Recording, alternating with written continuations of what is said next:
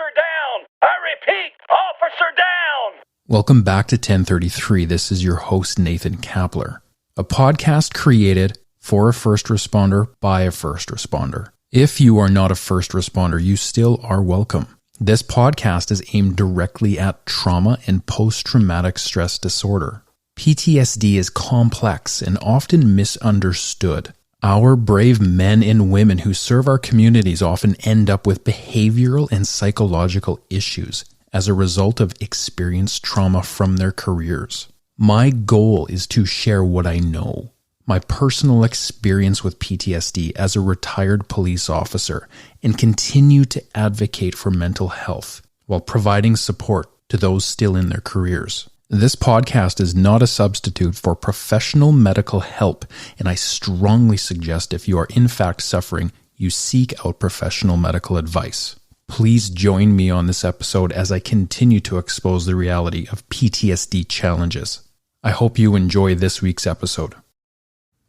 It's going to turn out fantastic for you. You touched on another very important lesson that I also learned in my own journey, and that was that the playground fence was very small when I was in the Mounties, right? And the glass ceiling was also there.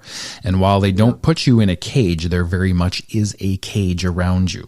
You have to play within the rules of the sandbox as a police officer. And that's okay. That's totally okay. Many people continue to choose to do that for a lifetime of service, and I totally applaud them. We need police officers.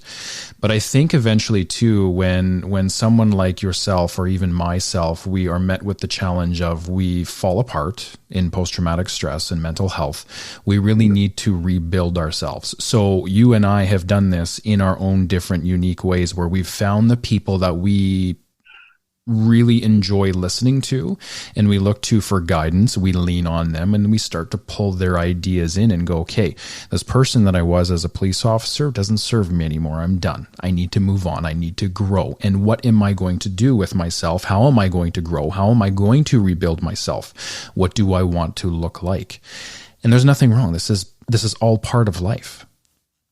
If you're not doing this, if you don't have a mentor in your life, you are not growing. You are staying stagnant. And we all know what happens in stagnancy. You fall apart, you rust, your joints will break down, everything. You need to be growing. You need to be pushing the body. All these things need to happen. So you're doing it. There's nothing wrong with it.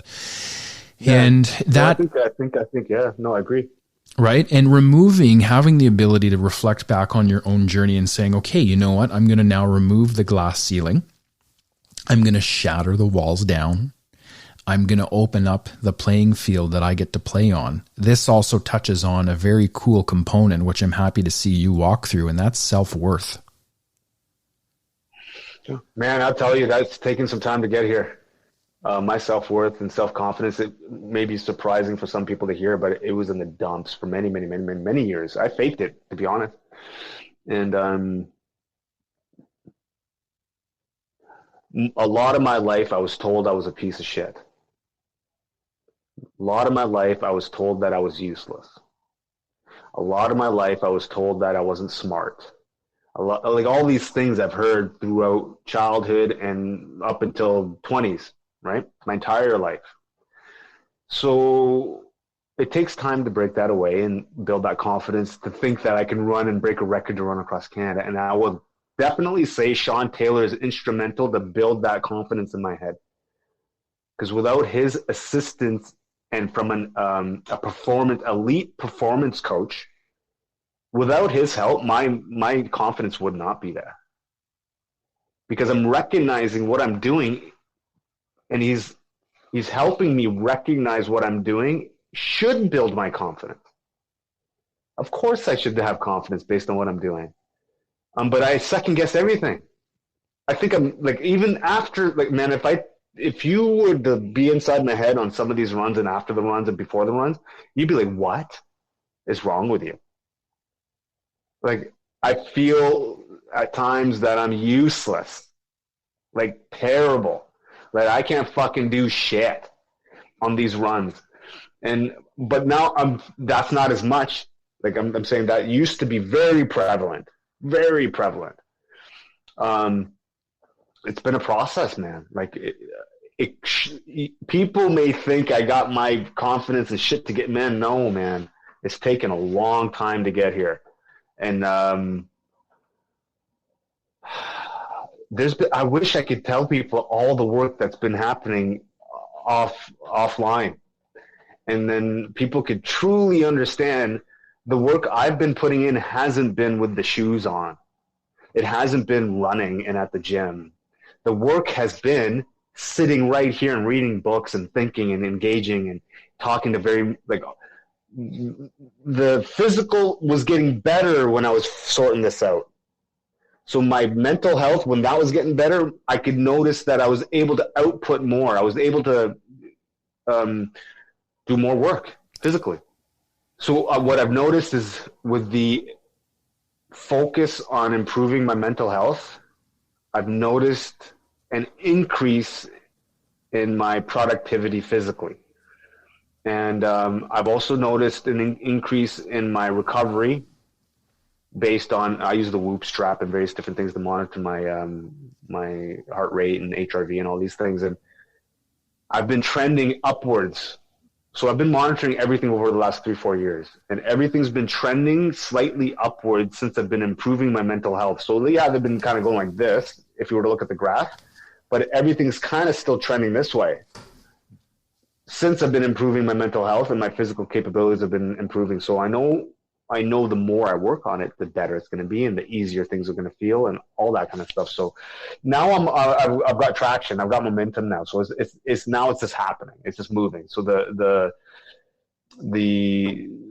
rapid growth should continue. It took some time for the momentum to go or start, and now it's there. I feel like I'm going down, like almost downhill. That's how fast I'm moving now. People don't recognize when they get stuck in the cyclical patterns of fight or flight. You don't allow the body to recover. And we're talking sleep as well, right? We start to suffer with sleep.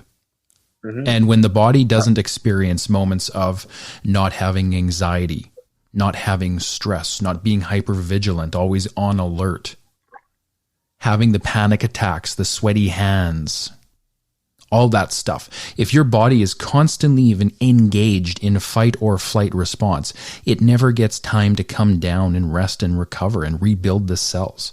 So the amount of evidence now that's coming out, and we all know this, we don't have to dive into, the statistics behind this, but we all know the impacts of stress. This is stress. This is the crap that gives you the heart attacks, that produces the bad eating patterns, that makes the body digest food a little bit differently. You don't pull out the same amount of nutrients that you need, right? There's so much behind this. And I think you and I, as we were talking, even as I was watching you in your journey early on, I said, that's great. You're doing all this work, but you've got to learn how to slow down so you can recover.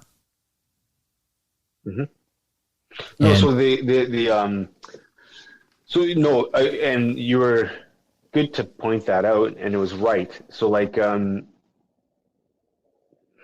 I'm in a state now where, and when you were talking about the stressors kind of feel like they're going down and you feel like you're able to relax and the anxiety, I feel like that. So like sometimes when I'm on a run now, I don't know what it is. So since you just said that, I think maybe that's what it is. Like I just start smiling. Like I just enjoy it. Like I feel joy sometimes. And I feel happiness sometimes, just from just being, not from doing a thing, just from being, just from the like the stress or anxiety or whatever, just feeling like it's going away or just not as active, feels like joy. Like I went after we did the mental health walk. I went for a 20K run up in Golden Ears there.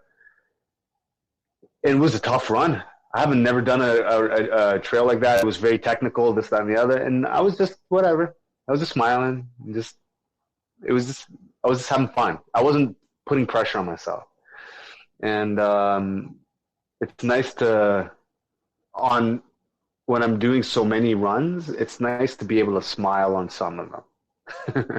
and like enjoy the process. And I feel like now I'm able to enjoy the journey. Bro, I'm coming up with some ideas that are just like natural, organic ideas that I thought I never would even have. I take pictures now when I'm running. When I go on a run, if something, I just have my eyes open. If something looks beautiful, I'll stop and take a picture. And then I started thinking, I go, I'm running all the time. I'm going to have a shit ton of these pictures of just different images. And what kind of person am I? I'm a growth mindset type of individual. So if I'm taking pictures on every run, that means my pictures are going to get better. And I'm going to try to make my photography even better. And then what am I going to do off of that? Well, 3-4 years of me doing that, I'm probably going to be okay, right? And then what am I going to do after I run across Canada, having all these beautiful pictures across this country? I'm going to put a book together. And I don't even know what it'll be. I'll just put pictures, just with blurbs under. I don't know, right? But that's the freedom I have in my mind now. Because why can't I put a book together? Why? Why can't I release a book? Why can't, after running across this country and breaking a record, why can't I have a book of beautiful scenery of this country and of the people that we're going to be engaging with throughout the entire process? And why can't that book proceeds go to charity as well? Like, there's limitless possibilities for what we can do here. I'm going to bring my own experience into what you're talking about, because I think, again, this is something else that you're touching on that is incredibly important in the journey of post-traumatic stress. We eventually become a prisoner in our own minds with PTSD and the anger, and we can't leave it. And we don't get to experience anything anymore. Pleasure, joy, happiness, anything. We might just feel just anger. That's the only thing we feel. Outside of that, it's complete numbness. And we become a prisoner in our own minds after having had suffered for so many years through trauma, pain, suffering, all of these different things, right? So it's a very big thing when we start to finally feel no longer like a prisoner. And when we start to realize that life can be met with joy and happiness and positive emotions, shows that we're doing the work to leave PTSD behind and that we're growing in this space. We're walking on the right path. And you, my friend, are on the right path. No, thanks, man. You're my best. Well, I'm doing my best with the people that are around me. Right? Well, the thing is too, like, and I'm sure you agree with this, like, you don't know what's after your next step in the day. You really don't. You don't see the long road. Like, the road in this journey really doesn't look long. It's not like popping out to the prairies where all of a sudden you're like, okay, I can see the road straight ahead for 3,000 kilometers, right? No, it's literally like when you're in this journey of your own growth, it's one foot after the other. But you know what? I was scared. Remember when we were talking about this kind of stuff a while ago? You kind of mentioning it, and I didn't really. Maybe you picked up on it or not, but I was like a little bit scared about it. Like, I didn't know what I was capable of. I didn't know what I could do. I didn't, like, all these things. But here's the thing: none of that even matters, because why do you need to do anything if, look, at the end of the day, if I limit or reduce my costs, then I can do anything I want that satisfies my soul, right? Now, I'm signing a contract with a supplement company in the next week or so, okay? And this supplement company is a fairly large one. And it's not obviously I'll be getting my own supplements, but it's not like, that's not why I'm signing this contract with this company. They're going to be a strategic partner moving forward in the next 3-4 years. And they're going to be instrumental in helping get more reach. Because I don't care, any company that I get in contact with or I engage with or we do a partnership with has to be a like-minded or aligned with the same vision that we have. Now, it's not going to be 1,000% like this, but as long as it's close enough, we're good, right? So I'm extremely happy with this this new relationship, and I'll be posting about it in the future. I'll let you know which company it is. The company's called Magnum. It's a local company. It's a Canadian company from White Rock, South Surrey, and they serve 40 different countries, and they're quite large, right? They're pretty good. And I had a meeting with their owner, CEO Marcus Colias, a super nice guy, super positive, super receptive to what we're trying to do. And he's on board with the vision, just as like I'm on board with what they're trying to do from their perspective. They're a company that wants to impart positivity. However that looks for them, that's fine. But I'm a positive person, and I'm trying to do those things. So Marcus and I aligned quite closely. And so the benefit to us and to them is this. They have a very large facility in the South Surrey White Rock area that has many employees, and we will have access to their facility.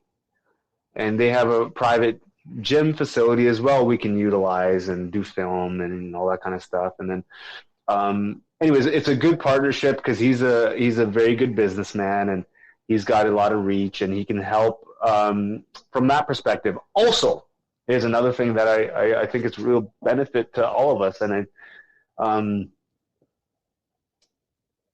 well, actually, I'll leave that. We'll talk about that another time. But anyway, so it's great. It's good news, and I'm super happy and super pumped to be part of this company now after we sign the contract. And it's a super positive company. Their supplements are actually really good, so I'm not aligning myself with any company that's going to have some supplements that I don't agree with either.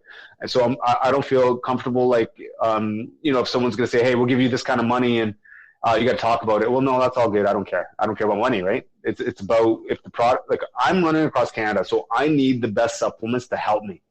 And I need the best formulated and all that kind of stuff. So they are a great company, and they are willing to support my journey, like the physical aspect of it. And who knows, when I run across Canada, maybe there's an RV or a trailer that's deckled out with Magnum all over it that drives us across the country. So that's what I'm thinking about, strategic partnerships in the future, because these things cost money, and they're an awesome company that want to support us raising funds for PTSD. So, things are looking really good. And what normally happens when you get a big sponsor? Well, other sponsors are quick to follow, right?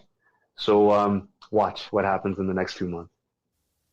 Light your world on fire, brother. That's what you're going to do. Yeah, you're exactly headed that direction. Congrats to you for that. Once this podcast airs, you will be well into a partnership with Magnum. So there's not going to be anything coming out too soon, which is good for you. Cool. Now, the one thing I want to touch on, and I mean, to dive into this real quick, and then we're going to flip into a question that I want to put forth to you, is that, and you're absolutely right, when you finally recognize in the journey, in our mental health journey, that our own health really isn't going to be achieved, any degree or depth of success for us is not going to be achieved unless we have a team of people behind us who are there for the right reasons. And that's very important too, not only for your mental health, but your physical goals that you have now stepping forward. Running across Canada is no small feat. Yeah, tell me about it, bro. Right. Could you do it alone? Sure, you could probably do it alone. Are you going to do it by eating, acorns and all of those different things as you run across Canada and you don't have lodging and all that thing? No, you're going to need some support to do it. And that's where your team comes in. You need those people, but you're doing it. So I'm proud of that. Now, the one thing you touched on very early on is there's two things I want to definitely make sure we cross off today and we discuss. Sure. You talked earlier about moral injuries. Moral injuries are something that within trauma, we don't actually really talk about a lot, and they're very important to talk about. Can you talk about, say, an example of one of your moral injuries that you went through, your more significant ones, and how it impacted you?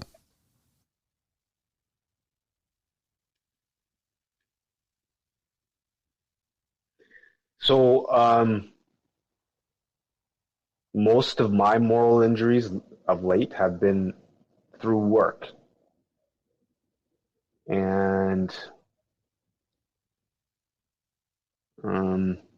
so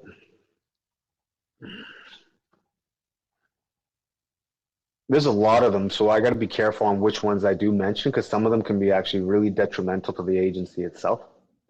So why don't we dial this back just a bit and we talk about moral injuries in a more global sense then?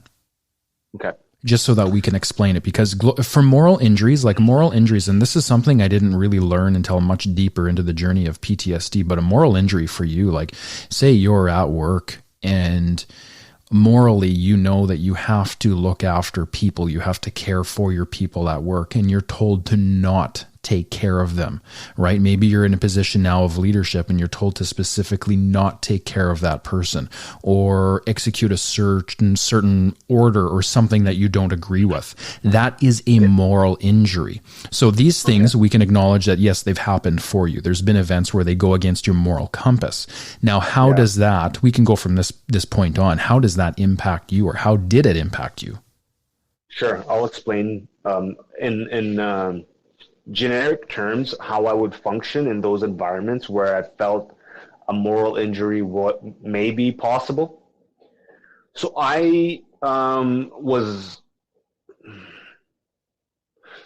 taking a year off of work so I can focus my energies in the run. So having said that, so when I talk, I may sound like I'm talking in the past tense. I haven't quit. I still work for the agency, or the corporation, or whatever the fuck you want to call it.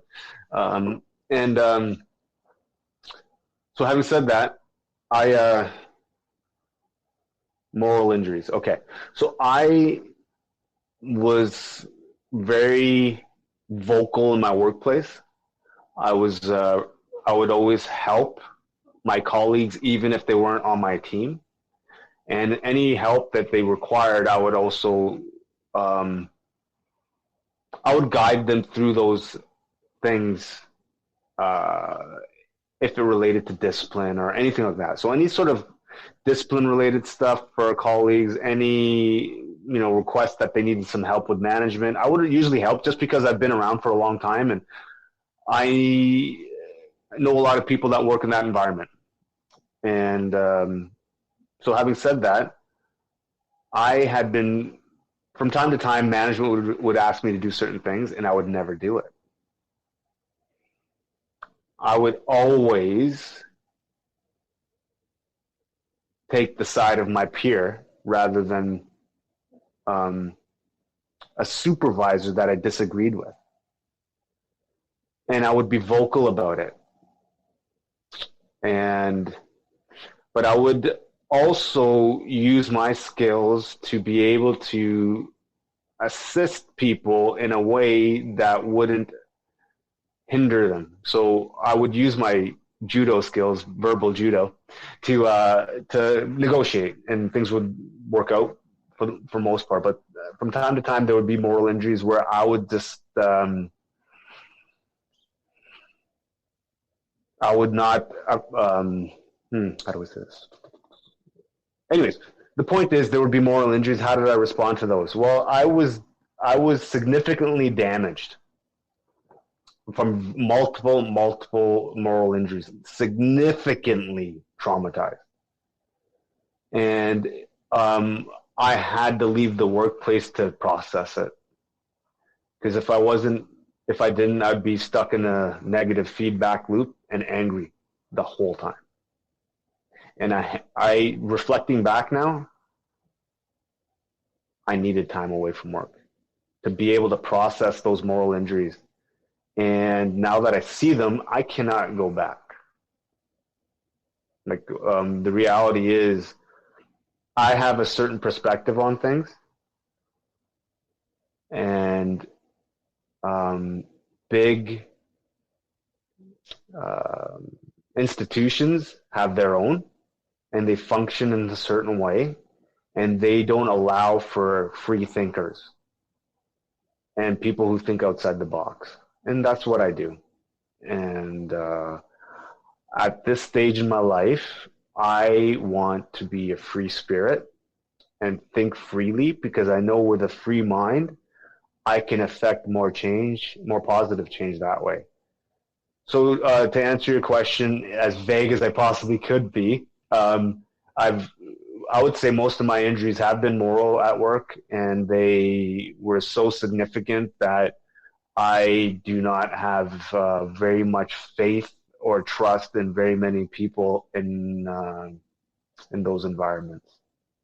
Not because they're not good people, not because they don't mean well, because they just are controlled by the environment that they're in, and they can't see it differently. And they are told to do something, and they have to do it without questioning it.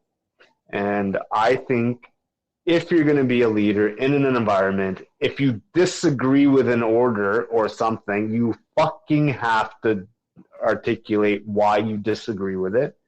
And that's what a leader does, right? You're supposed to disclose or display or express if something isn't correct. And I think in most of these environments,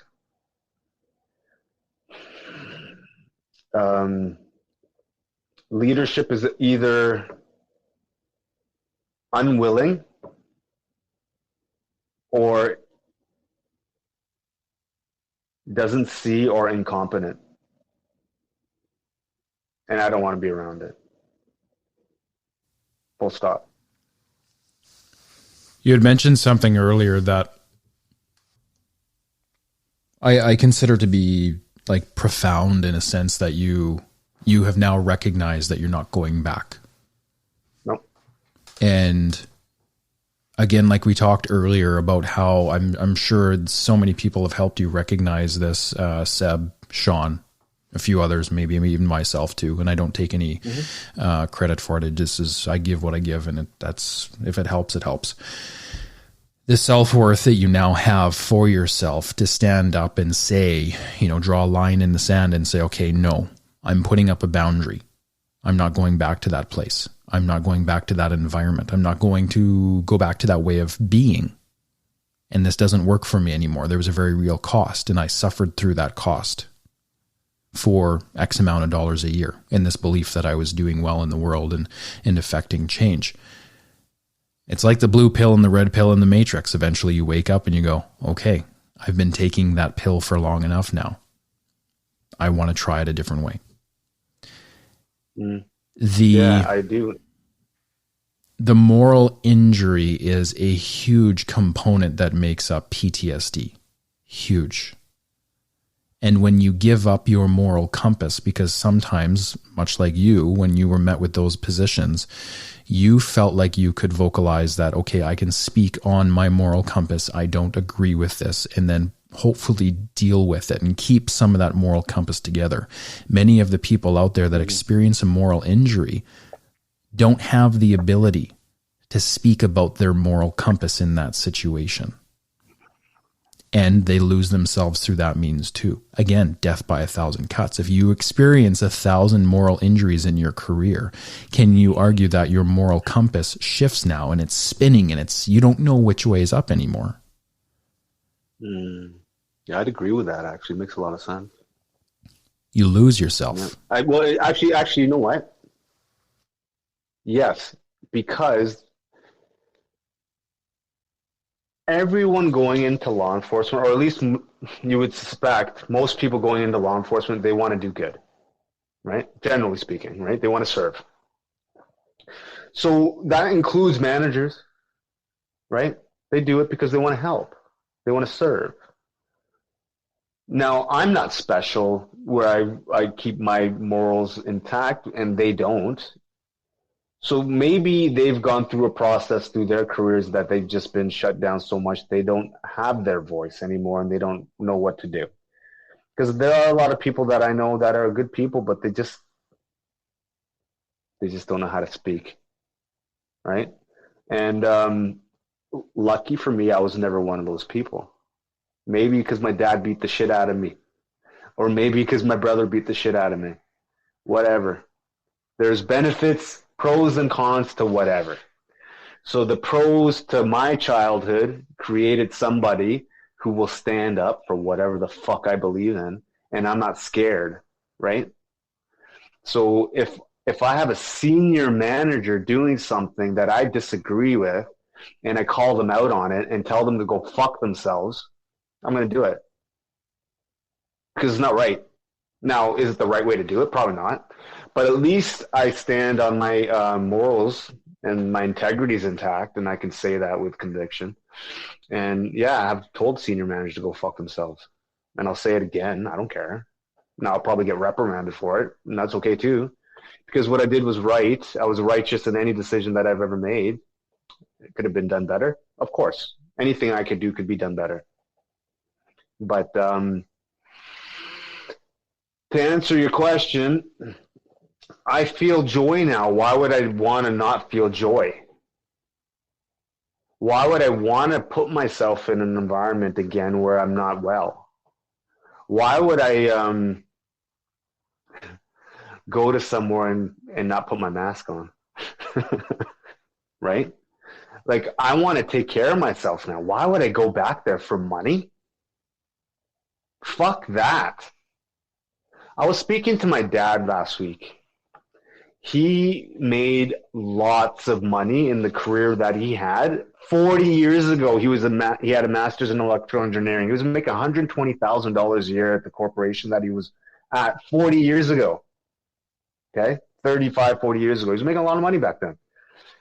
But he didn't like it. So the equivalent would probably be close to $500,000, $600,000, $700,000 a year. He was a director of research and development for a huge, massive multinational company called Fujitsu. Okay? He had over 200 people reporting to him, engineers with massive degrees, right? So he was getting paid a lot of money. He hated it. He didn't like it. And I was talking to him with my mom a couple weeks ago, and I was explaining to them what I was kind of going through. And it was really around the same time in his life, when he was in his 40s, he was kind of dealing with a similar thing. And my mom said, we were talking together, and my mom was telling me what my dad used to tell her. I wish I didn't have to go back to work. I wish I could figure something else I could do. I wish there was other people that could help me and help me with this process. And he never had it. So you know what he said to me? I'll help you through this process. You want time off? I got you. So I don't give a fuck about where I need to go back to work. I'm not going. And now I'm not going because the reason why I won't go is because I can help a lot of people with the collective I have around me. If I go back to work, that means running across Canada doesn't happen. It just doesn't. I have to train full time now. So I'm not gifted in the sense that I can just run on weekends and be able to run across Canada. I have to do 2 a days, maybe 3 a days, and start incorporating mobility work. Like, my schedule is crazy as it relates to trying to train to run across Canada. I have 3 years to do it. Coming from a background of never doing ultra endurance athlete running. So I have a lot of ground to make up, right? So I'm speaking with my family and my parents, and I'm talking to them. These are the things that I'm talking to them about as well. And of course, they want to be involved and support this journey. Of course they do. Because for them, it's also a great level of pride and honor for them that I can do something of service. We are Sikhs, right? It's in our blood. My dad feels honor that I could do this. For my dad, he'd be like, yeah, I got you. Do whatever you need to do. Figure it out. Because running across Canada is so much better than working another 15 years in a job that really doesn't value me. It doesn't. If it valued me, it would have made sure I was okay. It would have made sure I was mentally sound. It wouldn't have created the problems that I'm dealing with, which it did. I put a lot of my situation where I'm at currently, I would put a lot of ownership on me, or some, actually not a lot, to be honest. I'll put some of it on me, and I'd put 80% of it on my employer. So, I'm not in an abusive relationship. I'm not going to go back to some abusive partner. I want happiness and peace. And if that means I don't have a ton of money, that's okay. I can live off 30 grand, 40 grand a year. It's cool. I pay my child support. My daughter's okay. Then I don't need much. I can live with my parents. If I live with my parents, I'm good. I don't care. As long as I'm running across Canada and doing something positive, I don't give a shit. This seed you planted probably years ago that you began to water, that grew into a tree. And I mean, your tree right now is still growing. You're still watering it. You're still nurturing it. You're not there yet. No. But that's how this process is designed. It's slow. The best things in life are the things that are the slowest to be achieved, that require the most amount of work. Your tree will bear fruit down the road, and it will be the best fruit that you've ever had in your life. Yeah, because it's genuine, and whatever it is. And my life now, my life is more enriched now in the last 6 months than it has in many years. Oh, totally. I get that. Outside of my daughter, everything that's coming into my life is enriching it so much more now. So much more. So much more meaningful. Oh, man, why would I go back to work? It just doesn't make any sense. Well, and that's the very real thing you have to ask yourself eventually, right? Some people unfortunately feel that they have to go back, whether they haven't fully hit rock bottom or they don't truly recognize the journey that they're on, or they're okay to continue to take the blue pill as opposed to the red pill, whatever the case is, right? This is your journey. This is your choice. I've watched you grow. I've watched you make the decisions you've made and will continue to make about where you're going, and you're on a very healthy journey forward. And sometimes this mental health issue can get very disgusting. Like, for me, like mine went through addiction. Addiction's not fun, right? But at what point do we finally look at addiction and go, okay, it's not actually about the addiction. It's about the mental health and the pain behind the experience and the environment that you're in that causes you to want to escape your reality. Addiction is such a complex issue too, but something that goes hand in hand with PTSD. It's just, they're like best friends kicking it at the park. Like, they just want to rock out and hang out together all day long, right? It's just who it is. Now, one thing I want to talk about while we talk about things this way is that you touched on something too earlier, is that sometimes you come across people in the industry or institution that continue to push forward moral injuries on others. Maybe they've experienced it and maybe they're pushing it forward onto you. You're trying to break that continuous cycle, by standing back and saying no. You bring out your brother's toolbox, your metal toolbox, so to speak, and you smash someone, right? Not the best approach, but you're learning, right? And you're eventually going to learn how to disarm someone when they come to you that way and not have to meet them with force.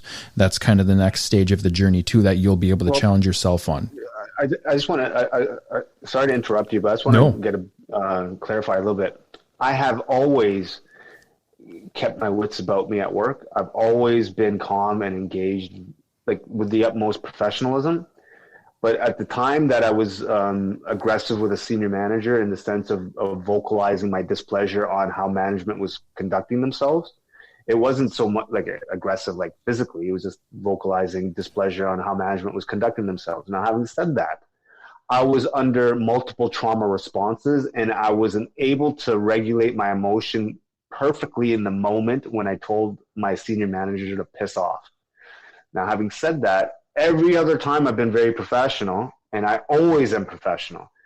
But when you're under a trauma response and someone's approaching you, when you find something out that is significantly damaging for an organization, it elevates the response. And when I feel like someone is discarding me or doesn't value me or isn't listening to me, then I get even more agitated. Don't disregard me. Don't patronize me. Don't disregard what I'm saying I'm valued here. You need to pay attention to me. So that is a bit of a trigger from time to time. But having said that, I've never Um, I just want to make sure that we don't confuse, like mix up how you describe that. Yeah, no, for sure. And I mean, I literally do not mean that you're coming out swinging with a metal toolkit, but there's this theme of how you respond to certain things in your life. And there's no shame in that either. Like, I know even for myself, there was many points where, you know, I wasn't the cool and calm, collected Nate stepping forward in that moment when I was being told about something, the moral injury for me, where I was like ready to snap and just choke the guy out. Cause I mean, there's a very, very real impact, and it's okay to feel that way because someone is literally taking your moral compass and squeezing it and shattering it and saying, I don't care about you. I'm not supporting you in this moment. You have to do as you are told. And when you get pushed up against the wall, any single one of us is going to fight. There is no shame in that. But now... I just wanted to mention one thing that might help with the moral injury component. And I'll give you an example. You may need to edit it. I don't know. So we'll see. See what it sounds like. I applied for that canine position a few years ago. About 4 or 5 years ago, I applied for a canine position. And I got it. I worked really hard to get it. And I, I spent an hour, just worked really hard trying to figure it out. And, I was pretty excited to do it. And, it's a really sought after position. Obviously, you can understand why. And, so I applied for it. And, now in law enforcement, you have a wide variety of different, people working in law enforcement. You have different cultures, different ethnicities, different languages are spoken by different Canadians that work within these different organizations. Now, I just so happened to be a person of color that applied for this position. And I was speaking to what I thought was a friend of mine at the time when I had applied for it, and I was waiting for a response from management to let me know how I did. And one of my colleagues, Caucasian female, mentioned to me in a not very polite way, don't worry, you're brown, you're going to get it. So when I heard that, what do you think I did? I borrowed out the, the metal lunchbox. And I said, don't fucking say that shit to me. I've earned every fucking thing that I've gotten here. No one's given me a damn thing, unlike you, right? So now that's one example. 17 years of that shit I've heard. 17 years of people telling me, don't worry, you'll get it. No one's given me a fucking thing in my career. I've earned every goddamn thing I got, including every discipline. I earned all of that too. But what I don't like to hear in my workplace, especially from a colleague, is don't worry, you're going to get it because you're brown. Especially when that colleague is probably not as competent as me and probably isn't as aware of the legislation and acts and all the things that are required to conduct the job proficiently. That's one example of a moral injury that I can give you that I've experienced multiple times throughout 17 years across all levels.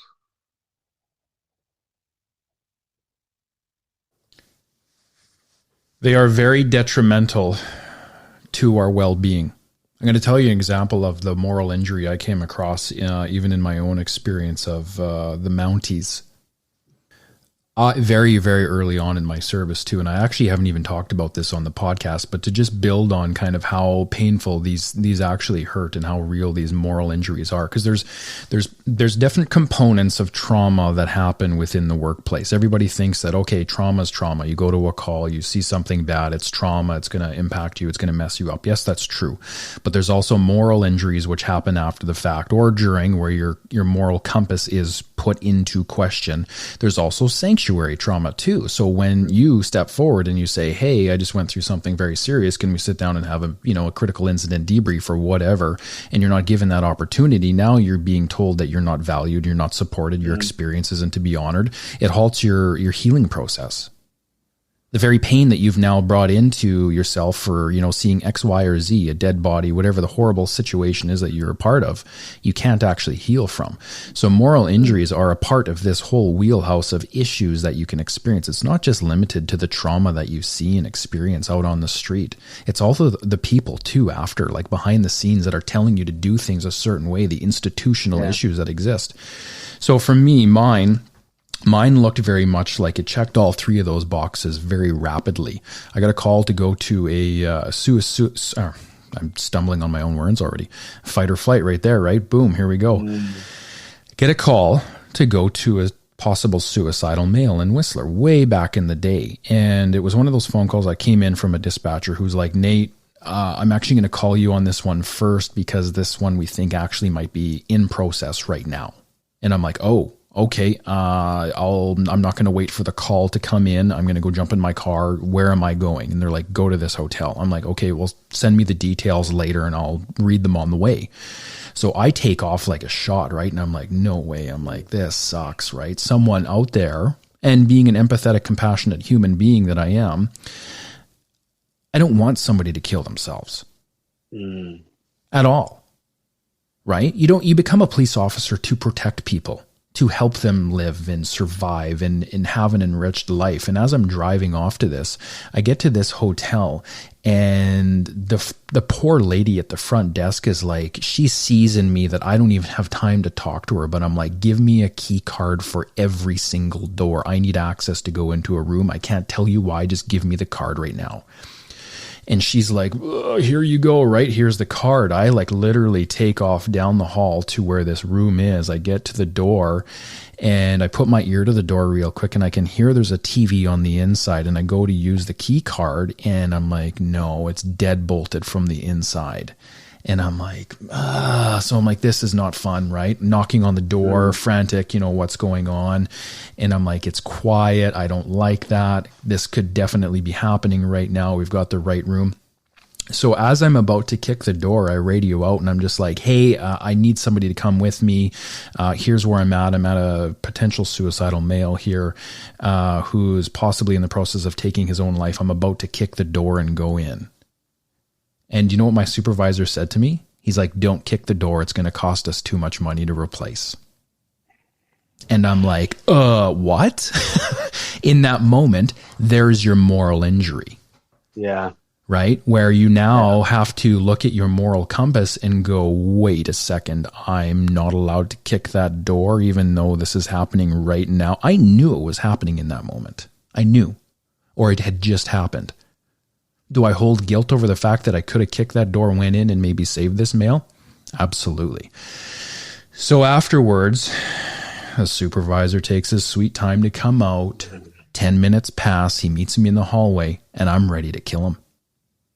I am ready to kill him. And he walks up and he's like, hey, what's going on? And I'm like, you have no idea, right? My toolbox was in my hand and I was ready to swing. And I was like, we'll talk about this later, but we need to get into that room right now. So again, refuses to kick the door in. So I'm like, I'm not even standing in the hallway with you. I have no respect for you. I'm walking away from you.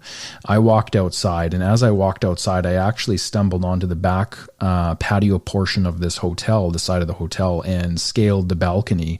And sure enough, somebody's inside. They're gone. Yeah. The door was open. I opened it up. I went and unlocked that front door. I opened it up. I let my supervisor in and I just looked at him with utter disgust. Hey man, I'm sorry you had to see that. Yeah, thanks, bro. It's a hard one. It's a hard one, but this is the reality of policing, right? These are the things that we go through. Now we talk about the trauma, right, of having to go through something like this. We talk about the moral injury that takes place. Yeah, afterwards, I'm not the kind of person that's going to walk away from this and be like, I'm not going to say boo. I sit down with this supervisor and I'm like, hey, just so you know, I've had a moment to calm down. We're going to have a conversation about you not supporting me in that moment. We should have kicked that door 10 times out of 10. Never in my life would I not kick that door. I had enough experience by then, you know, to know that what you could do, what you couldn't do. Yeah, there's a cost, whatever. I probably would have even paid for the door, for God's sakes. Right? That's just how we are with, you know, this is someone's life. It doesn't matter about the $500 or $1,000 that you're going to have to spend. You can figure it out. So as I'm sitting there, the supervisor turns to me and says, I really don't care what you have to say about this. You would never kick the door, and I will never let you kick that door. And I just looked at him and I was like, wow. There's your sanctuary trauma. You're not supported now by the institution that you're in. And this is the unfortunate part too. Like, this segues into a much bigger issue, because you and I were just talking about this. You know, how do supervisors get to this point where they're so disconnected with their reality, and, you know, their simple position in life is to be a leader in that space and to support their people. It's very simple. No, actually, I would interrupt there. Is that their role? If you were to look at the competencies that are set up for that position, is that one of the roles? Because how are they defined? Well, no, but I'm telling you right now, like, that's not the way the world works. That's how they create it, right? They make it in such a way that they don't have to fucking think. No. That they don't have to be leaders. They're managers. They're not leaders. It's a different thing, right? So they're managing timesheets, they're managing fucking resources and things like that, but they're not leading. Some people do, but in reality, leaders do the hard things, right? What's right and what's not, and they make those decisions and try to figure out the best of their ability with their team around them and what makes sense and what doesn't. So the individual that you're talking about is a manager. He's not a leader because he didn't get your input. He didn't have a discussion with you. He just said, yeah, go pound sand. I don't care what you think. That's not a leader, man. That's a fucking asshole, right? Especially considering what had happened. Did he offer you any support? Did he offer you any EAP? Did he offer you any of these things based on what just transpired? Did he fucking try to console you at all? That's what a manager should be doing, or a leader should be doing in that scenario. So when you look at leaders or managers in these positions, they are in it because the system that's created is a federal government system, and the system isn't based on merit. It's based on how you can articulate what you're achieving in that process. So the hiring system I think, probably should be approved upon, because anybody can get that position if they know how to apply for that test and how to answer those specific types of questions or that system that's created. But you can be a useless piece of garbage and who has no leadership technique at all and get that position. Simple. Like, all you gotta do is do timesheets. Well, and I completely agree with you, and that's the damage though that happens in that environment, right? Where they're allowing men and women sometimes to step into these roles when there is an element of leadership that, yes, is needed, but it's not documented, right? Because I've met many people who they're really good managers, but they're horrible leaders. And then I've met other people who are amazing managers and they're amazing leaders. They understand how to bring these two things in together. And I truly believe the element of managers versus leaders and how people can sometimes bring both of those things to the position and how sometimes they can't. They can only bring one of those aspects to the position. But needless to say, while we're talking about trauma and PTSD and moral injuries and sanctuary trauma, it's very, very important that even though maybe the RCMP or other law enforcement agencies, they don't specifically tailor that position to encompassing those things, you as a human being have a moral obligation to others that are serving underneath you to take care of them. That's just a normal human being. Like, you should be taking care of them. So, and where I'm going with this is, obviously we need to ask ourselves a question of, if people are in those positions that aren't able to do it, you know, if you think about it kind of from a more global sense of, you know, the issues that harassment and bullying, those issues that happen within law enforcement community, right? The sanctuary trauma or the moral injuries. I believe that there is less of a harassment and bullying issue, or let me rephrase that. There is a harassment and bullying issue in those environments, but it also is very much kind of not the root of the issue. The actual root of the issue is the mental health of the people that are in the profession. Because you know for a fact that when you were not well, you could not care for people the way you can care for them now. You cannot hold the compassion or the empathy or the things that you now possess, because while you were in that environment, you were suffering from, X, Y, and Z. And I'm guilty of this too. Like, I definitely wasn't there as much as I am now as a father to my children. And I see this big time with my kids. I look at them and, when they break down and cry, when I was in PTSD mode, I probably would have approached it, been like, hey, suck it up. Now I'm like, okay, hold on here. What's going on? Do you have anger? Do you have, why are you crying? Let's talk about it. Because your emotions are important. And that's something you learn as a father, right?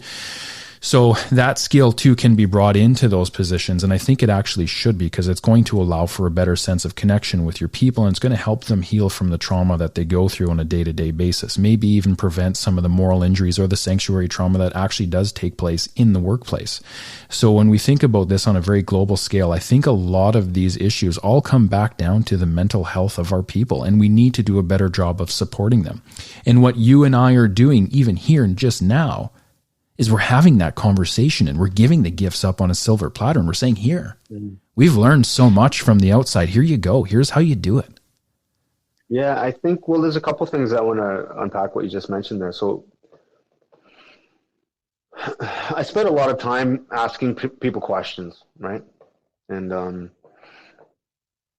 so when inevitably I'll ask people, managers, why did you become a manager? What precipitated that? Why did you apply for it? Just like when I ask someone, why you become a doctor? Or why did you become a lawyer? Or I ask these questions all the time. Now, with your premise, that would be the ideal, right? If you're a manager, you take that responsibility on as it's your own. You take care of your subordinates.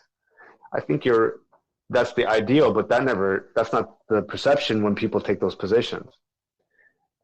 At least from my questioning and my research, it isn't generally. When you ask people why they've applied for a position, what's the answer? And I'll tell you what it is. And it primarily, majority of the reasons why that I've, at least from my research and experience from asking people, isn't to take care of their people. It isn't to affect positive change. It isn't to do any of these things. It isn't to best do this, that, the other. None of it. Zero. Everything has to do with upward mobility. So you're already failing. You're never going to win. Every organization is fucked if that's the premise. Never going to win. Because they're thinking about how to get that next rank, that next position, that next thing that makes them cooler, makes them sexier, makes them more status. Whatever you want to call it, that's what they get out of it. That's the only reason that I have found through my questioning of most of these people why they do it. So it'll never change. From that, if you have that mentality, it'll never change. Because now, if you were to ask someone why they're a doctor, they're not going to give you the right answer. It's for money. It's for status, for all the bullshit reasons. Why should someone become a doctor? It's to help people, fundamentally. I dare anybody who has a doctor friend or knows doctors, ask them that question, or find out why a parent would want their children to be doctors. And this is for the Indo-Canadian community. Because parents have bullshit reasons why their kids want to be doctors as well, or engineers or whatever. Anyway, so that's a tangent. But my point is, people apply for those positions not to be leaders. They do it for status and for money. That's it. I think you're right. I think that can be a very strong motivating factor for some. I would hope that most that would apply for those positions are doing it for the right reason. I think you and I both know, and we've walked this earth long enough now, that we know if we don't approach something with a healthy intention, it's not designed to last. And this is true even for your own journey. Like, you're putting the intention in, you're putting the effort in, you're doing it the right way for yourself. Now you're really working hard to make sure that you're on the right path forward. And that's exactly where we need to go with this. Now, We are 2 hours and 15 minutes already into this. That's pretty long, bro. I think we're going to wrap it up here, my friend. I could continue on for at least another hour with you. We can do it another day. No worries, man. I got to get a run in too, man. Absolutely. So the man, the legend, watch this guy, please follow him, support him, do whatever you can, because he's on an important mission. Not only is he working on himself, but he's taking those gifts that he's now bearing fruit from the tree that he's planted and he's nurtured, and he's moving on beyond that. And he is going to run across Canada. You are going to shatter records. You are going to do it in 2025, and you are going to raise a lot of money along the way to help back this portion of people that need the most help possible. I couldn't have been more honored to sit down with you today and have this conversation. Like you're not a guest, you're a brother. So I really do appreciate you being here, and I have nothing but respect and love for you, along with all the people. But you have a special amount of love and respect from me today because of what you're going to do. You're going to crush this. I cannot wait to continue to cheer you on. So thank you for being here. Thank you for your time. Do you have do you have one piece of advice that you want to leave people with from your journey? What is the one thing you would love to, maybe you tell yourself this as a young child growing up. Maybe there's a piece of advice somewhere built into this story that someone out there is needing to hear. Well, I know what one of my main things that I need to focus on is having a healthy yet not toxic ego, right? So for me, that's a challenge. So I would suggest for anybody out there who's paying attention, try to have a healthy control of your ego and ensure that it's not toxic. Because as soon as it turns toxic, it can paint a lot of things around you. But you need the ego, especially when you when you want to do something that is very challenging, right? So for me, it's a very difficult situation that I'm in because I need that ego, because I need to push myself to break a record. But I know with me, my ego, if I push it too much, it's going to fucking get toxic. So I gotta for me, that's a really important piece. And I think anybody who may be a hard charger or aggressive or like that kind of mentality, I think it's very important that you have some control over that ego and ensure that it's not toxic. Sachin Latti, a beautiful man. He's got wise advice. He is on the path himself. He's putting the hard work in. Beautiful advice, brother. A lot of people are going to relate to that, and they're going to be able to take that to wherever they need to go in life. Been a pleasure. Thanks, man. It's been a pleasure for me. Thanks for having me on, bro. Cheers. Much love. Thank you for joining us on season 2. If you are a first responder with an incredible story into post-traumatic stress, please reach out and connect with myself. Season 2 is based on your story.